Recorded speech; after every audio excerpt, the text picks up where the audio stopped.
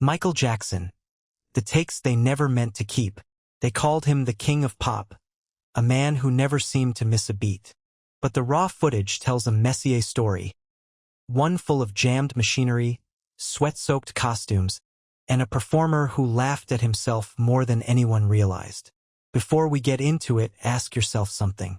Which era of his career do you think hid the most chaos behind the camera, the thriller years or the dangerous years? Keep that answer in your head, because by the end of this you might change your mind. A quick note before we start. Some of what follows comes from documented incidents, patents, court records, contemporary news reports, interviews given by the people who were actually on set. Other parts come from stories that have circulated for decades among fans, crew members, and biographers, without a paper trail to confirm every detail. We'll try to flag which is which as we go, because the true stories are wild enough on their own. The night his hair caught fire. Let's start with the one that's the best documented of all, because it changed the entire trajectory of his life. January 27th, 1984. The Shrine Auditorium in Los Angeles. Jackson and his brothers are shooting a Pepsi commercial in front of a live audience of roughly 3,000 people, built to feel like a real concert. He's dancing down a staircase to Billie Jean, while a pyrotechnics team times a set of magnesium flash charges to go off around him. It's the sixth take of the night. Something in the timing slips, and a spark lands directly in his heavily gelled hair. For a few seconds, nobody, including Jackson, seems to register what's happening. He keeps dancing. Some witnesses later said the crowd assumed it was part of the show. Then people around him realize his scalp is on fire and tackle him to put it out. He suffered second- and third-degree burns across a significant portion of his scalp and needed hospital treatment, including surgery and skin grafts over the following months. In his own memoir, he described the cause bluntly as sheer carelessness with the pyrotechnics rig. What makes this story more than just a bad night at work is what came after it. The pain medication prescribed during his recovery is widely cited by journalists, friends, and biographers as the beginning of a dependency that shadowed the rest of his life. One music journalist who knew him for years has gone so far as to say the accident set in motion the chain of events that eventually killed him, decades later. That's a claim, not a proven medical fact, but it's one that's been repeated often enough by people who were actually there that it's worth taking seriously. Here's a question worth sitting with. How differently do you think his final years would have gone if that one spark had landed a foot to the left? The shoes that broke the laws of physics. Now for something with a much happier ending, and an actual government document to prove it. When Smooth Criminal debuted in 1988, audiences saw Jackson and his dancers lean forward at an impossible 45-degree angle, seemingly defying gravity while keeping their spines completely straight. On camera, the trick used hidden wires and harnesses. Simple enough for a soundstage. But Jackson wanted to bring that exact move to a live stage, in front of an audience with no wires to hide. So he did something almost nobody in music history has done. He filed a patent. On October 26, 1993, the United States Patent and Trademark Office granted patent number 5,255,452. Titled Method and Means for Creating Anti-Gravity Illusion, credited to Jackson along with his longtime costume designers Michael Bush and Dennis Tompkins. The design was a shoe with a V-shaped slot cut into the heel that could lock onto a metal peg rising through the stage floor at exactly the right moment, letting a performer lean forward past their own center of gravity while a hidden mechanical hitch held them in place. It sounds foolproof. It wasn't. During a 1996 concert in Moscow, the locking system reportedly failed mid-performance, and Jackson's heel came loose while he was leaning at that extreme angle. A moment that could have ended in a serious fall in front of a packed stadium. The team went back and reworked the mechanism afterward. The original shoes eventually went up for auction years later and sold for hundreds of thousands of dollars. What strikes me about this one is less the physics and more the stubbornness. Most performers would have kept the wires and called it a day.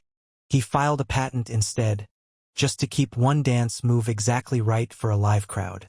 Does that sound like obsession or genius to you? Maybe both. The face that wouldn't stop watering. Let's move to something a little more claustrophobic, literally.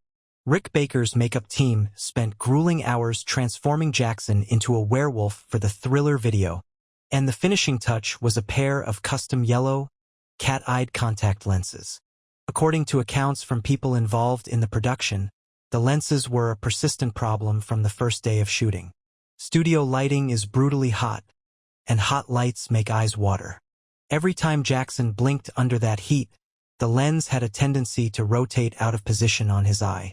The zombie transformation sequence made things worse, since a separate set of thick, hand-painted pale lenses were involved and kept sliding out of alignment under a full-body sweat from the choreography and the heavy costume.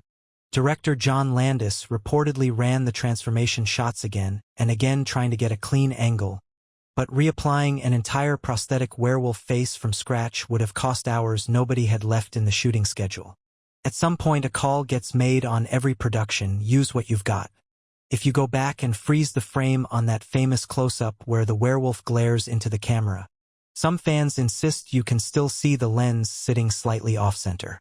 Whether that's true or just something people see because they're looking for it is genuinely up for debate, but it's one of those details that makes a legendary scene feel a little more human.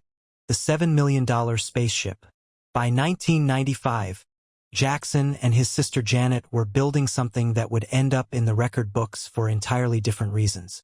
The video for Scream holds the record, according to Guinness World Records, for the most expensive music video ever produced, with a reported budget of $7 million. Director Mark Romanek later explained in interviews that the real driver of the cost wasn't extravagance for its own sake. It was a brutal timeline. The label came to him with a hard release date already locked in, giving the team only a matter of weeks to design, build, shoot, and finish visual effects on a spacecraft interior spread across roughly a dozen different sound stages. A significant chunk of the budget reportedly went toward the siblings' entourages, trailers, and security rather than the sets themselves. Janet Jackson has since said in interviews that she didn't have to personally cover any of the cost, since her brother handled it. What you don't see in the final product, all cold metallic surfaces and gravity-defying choreography, is a production that was, by multiple accounts, held together by an exhausted crew racing an impossible clock. Romanek himself has pushed back over the years on whether Scream was truly the most expensive video ever made, pointing to a couple of other projects from the same era he says cost even more. The title has stuck to Scream regardless, partly because it's the one with a number attached to it that anyone can point to. Would you have guessed a 5-minute video cost more than most independent films to make? That's the kind of number that doesn't always come with a receipt attached. The 4 minutes that melted the switchboards. This next one is where things get genuinely controversial, and it's worth separating what's documented from what's still argued about online. Black or White premiered simultaneously on MTV, BET, VH1, and Fox on November 14, 1991, airing right after a new episode of The Simpsons for maximum reach. For most of its runtime, the video was a celebratory, groundbreaking piece of technology, using early digital face morphing effects to blend dozens of different faces into one another, a sequence that reportedly took visual effects studio PDI days to render per second of footage using the computing power available at the time, a genuine technical feat for 1991. Then came the final 4 minutes. Jackson transforms into a Black Panther, prowls out of the soundstage, turns back into himself in a gritty alleyway, and proceeds through an extended sequence of aggressive dancing that includes repeated crotch-grabbing gestures along with smashing car windows and storefronts. According to entertainment reporting from that week, network phone lines lit up almost instantly with complaints from parents who had let their kids watch what they assumed was a family-friendly follow-up to a cartoon. By the next day, the sequence was pulled from rotation, and for years afterward only the shortened version aired on major networks. Jackson later described the sequence as an expression of frustration over racism and prejudice, channeled through the raw, untamed nature of the panther. One detail that gets debated a lot online. Some viewers believe the anti-racist graffiti scrawled on the smashed car and storefront in later versions was part of the original cut. According to reporting on the controversy, that graffiti was actually added afterward, specifically to give the destruction some clearer context following the backlash. It wasn't there in the version that first aired. It's a small edit, but it changes how you read the entire sequence, doesn't it? The pie fight nobody planned for. Now for one that's pure set lore, the kind of story that's been told and retold by people who were there, without ever making it into an official account. During the filming of Black or White in 1991, Jackson shared several scenes with a young Macaulay Culkin, who was at the peak of his own fame at the time.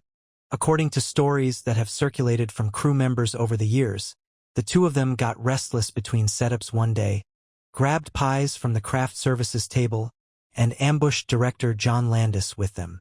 What allegedly started as a two-person prank spiraled into a full soundstage food fight involving extras, grips, and other crew, halting production for hours while costumes and makeup got cleaned up and reset. It's the kind of anecdote that's almost too perfect. A pop icon and a child star turning a multi-million-dollar set into a playground. There's no official studio memo confirming exactly how it unfolded, so treat it the way you'd treat any good behind-the-scenes story passed down secondhand. Entertaining, plausible, but not ironclad. Do you think a story like that gets exaggerated more with every retelling? Or do sets really fall apart like that sometimes?